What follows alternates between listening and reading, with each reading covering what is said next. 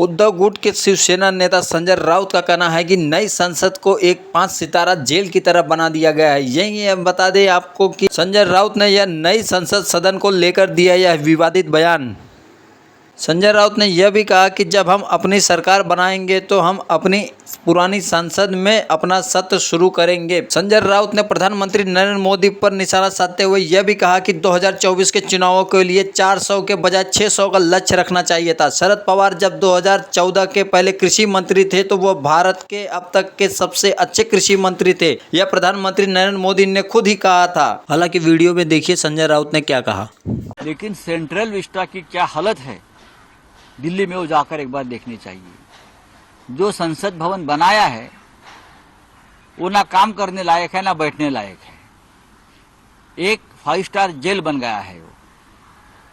जो ऐतिहासिक धरोहर थी हमारी, जो हमारा ऐतिहासिक पार्लियामेंट था, हम चाहते हैं कि जब हमारी सरकार आएगी तो फिर एक बार हम उसी हिस्टोरिक बिल्डिंग में हमारा पार्लियामेंट सेशन शुरू करेंगे। सरकारमधील नेत्यांच्या कारखान्यावर सरकार मेहरबान आहे। 2014 में जब वो आए थे तब 300 पार किया गया था। 2019 में जब आए तो 350 और अब 400 के पार। इसीलिए उन्होंने नहीं, बहुत कम बोला है 400 पार, 600 पार बोलना चाहिए। लोकसभा में लगभग 540 या 548 सीटें हैं, तो 50 ज्यादा सीट अगर बोलते तो महाराष्ट्र की जनता तालियां बजाते। यवतमाल की बात छोड़ दीजिए, सबसे ज्यादा किसानों की आत्महत्या यवतमाल वाशिम में हुई। आपको मालूम है प्रधानमंत्री जी आपने क्या किया? 2000 से ज्यादा किसानों की आत्महत्या विदर्भ में हुई है। और यवतमाल वाशिम जहां पीएम साहब का कल रैली हो गई, वहां सबसे ज्यादा किसानों ने आत्महत्या की है।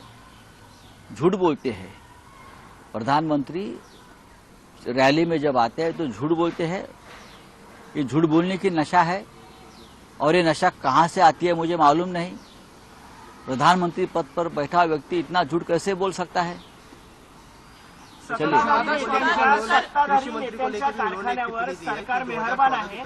सहकारी बँकेकडून मदत म्हणून 2014 के पहले जो कृषि मंत्री थे वो इस देश के अब तक के बहुत ही बेहतरीन कृषि मंत्री थे। और ये सर्टिफिकेट खुद नरेंद्र मोदी जी ने दिया है पवार साहब को कि शरद पवार साहब one of the best agriculture minister थे। ये खुद नरेंद्र मोदी जी ने कहा है, हमने नहीं कहा है। जब ये गुजरात के मुख्यमंत्री थे नरेंद्र मोदी जी, तब यूपीए सरकार के साथ उनकी अनबन होती थी और एक तरह से गुजरात के ऊपर केंद्र सरकार एक अघोषित बहिष्कार डाला था। तब सिर्फ शरद पवार साहब जो कृषि मंत्री थे वही नरेंद्र मोदी जी को कृषि के क्षेत्र में पूरे गुजरात को मदद करते थे। ये मोदी जी ने बार बार कहा है। अब आकर झूठ बोलते हैं महाराष्ट्र में, तो अब उनके ऊपर कौन विश्वास रखेगा? ये तो इतने झूठ बोलते हैं।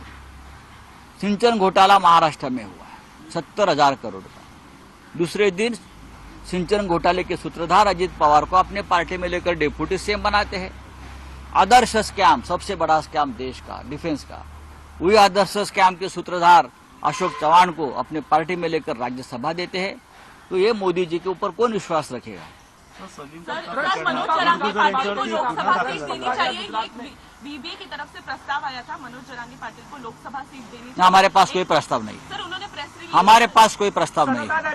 हमारे यहाँ सिर्फ सीट शेयरिंग की चर्चा होती है, कौन कौन सी सीट पर लड़ेगा, कितने सीट पर लड़ेगा। कोई उम्मीदवार किसी का मन में होगा, उनकी व्यक्तिगत बात होती है।